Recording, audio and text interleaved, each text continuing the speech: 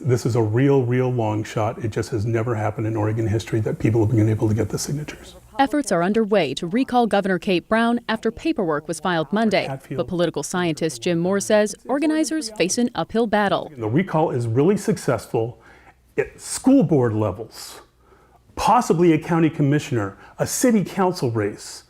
But boy, when you get to a legislative district, really tough. Statewide, it just hasn't happened. They'll need 280,050 signatures, and they only have 90 days to do it. The trick is, in 2018, we had the highest number of voters ever for the governor's race. So they have to gather more signatures than have ever had to be gathered before, simply because more people turned out. Moore says recall petition filings don't come as a shock, but the chairman's efforts do stand out for one particular reason. Yeah, it is somewhat of a surprise because the Republican Party is doing it rather than citizens who are saying, we're rising up and saying we want to recall the governor. There's one citizen that's filed, but it's not clear theirs would go anywhere. In this paperwork filed by Oregon's Republican Party chairman Bill Currier, he cites a number of reasons. That includes a multi-billion-dollar tax hike for schools, driving privileges for undocumented immigrants, and Brown's announcement that she'll use executive powers to implement climate change policies. Stand at ease until 3 p.m.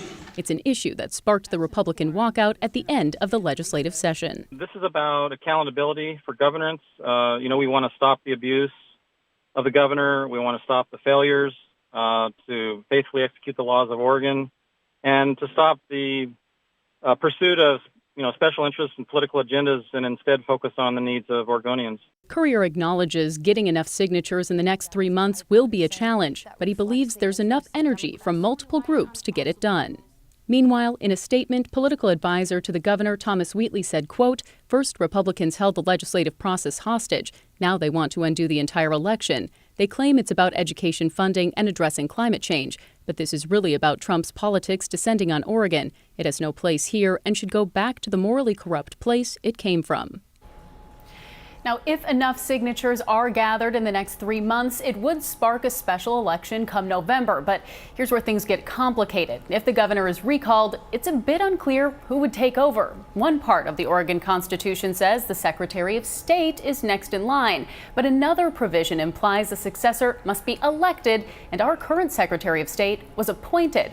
The Oregon Supreme Court would likely have to weigh in to settle that dispute. But keep in mind, we are talking about a lot of hypothetical situations here, because getting these recall signatures will be a very tall order.